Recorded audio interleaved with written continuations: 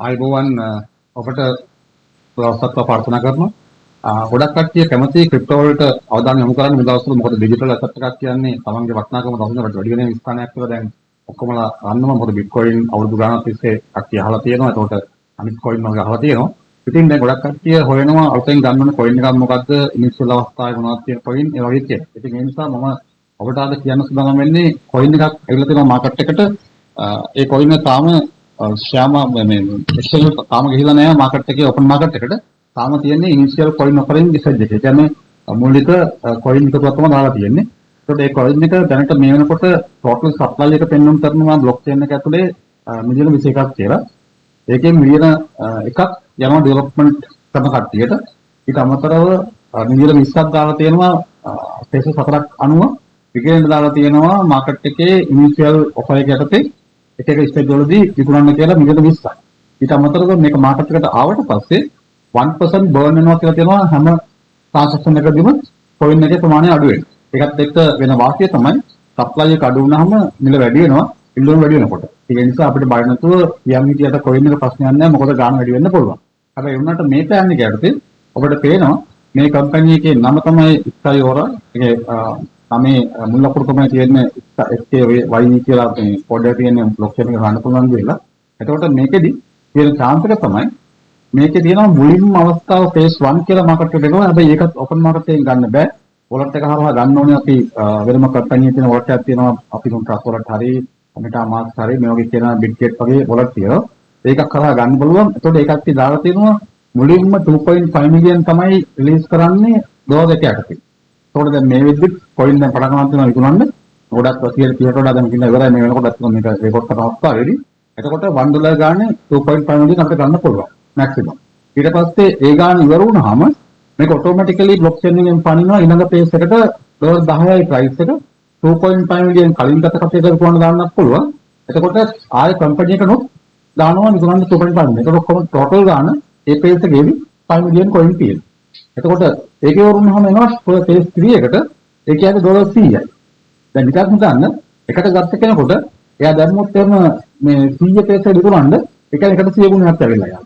එකම දේ කාලය තීරණය වෙන්නේ මේ පේස් එක කොතර ඉක්මනින් ඉවර වෙනවද ඒ අනුව කාලය තීරණය වෙනවා. අවුරුදු තමයි අපි තුමු ඒක මාස ගණනක් වෙන්න පුළුවන් අවුරුදු ගණනක් වෙන්න පුළුවන්. හැබැයි ඉක්මනින් මාකට් එක ගියොත් මාකට් එකේ කට්ටිය මාකටිං කරලා මේක ඉක්මනින් වික්කොත් අනිවාර්යයෙන්ම ඒක වැඩි වෙන්න පුළුවන් ඉක්මනින් ගන්න පුළුවන්.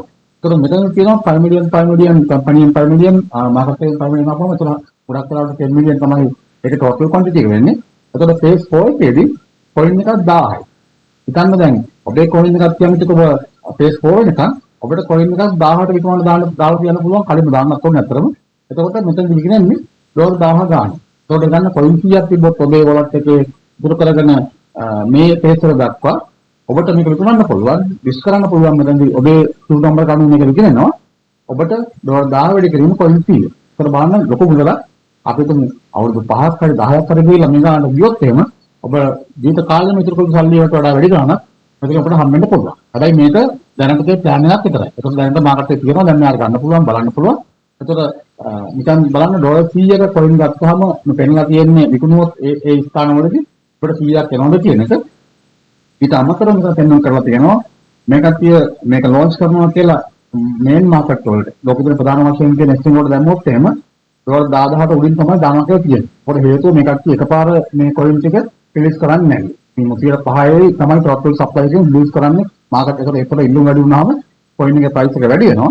ඒත් එක්කම මේක මාකට් එක කලින් හදපු ස්ට්‍රක්චර් කරපු මාකට් يعني පැකටින් කරපු මාකට් එකක් නිසා අර කට්ටිය ඇවිල්ලා මාකට් එකට නිකන් ඉන්න ඕනේ නැහැ. අපි එකම දේ කරන්න ඕනේ මේ පේජ් ටික ඉක්මනින් ඉවර වෙන්න අපිත් මේක ප්‍රොමෝට් කරලා අපිත් කට්ටිය වෙනලා මේක ප්‍රොමෝට් කරොත් එහෙම මේ කම්පැනි එකේ අරමුණ තමයි ඉක්මනින්ම මේ පේජ් හතර ඉවර කරගන්න එක.